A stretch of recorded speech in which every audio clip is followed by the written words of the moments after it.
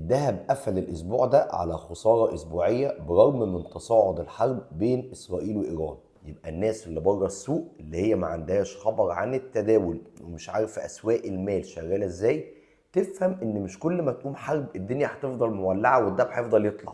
بيطلع بس بحدود، وفي الغالب بيكون في أول أو تاني يوم من أيام الحرب. الكلام ده حصل معانا أيام الهند وباكستان وايام روسيا واوكرانيا، ودي بيكرر نفس السيناريو اسرائيل وايران. انت عندك نقط مقاومه ودعم في التحليل الفني لازم المشترين والبائعين بيحترموها. انا عايزك تبقى فاهم ايه هو التحليل الفني. التحليل الفني هو عباره عن دراسه سلوك البائعين والمشترين عند مستويات سعريه معينه في الماضي علشان تقدر تتوقع هيعملوا ايه في المستقبل. ده اللي بيحصل في التحليل الفني. يبقى التحليل الفني مش حاجة خزعبلية، هو بيدرس ما تم في الماضي من سلوك البائعين والمشترين عند النقط المختلفة عشان يقدر يتوقع اللي هيحصل الفترة الجاية عند نفس المستويات دي.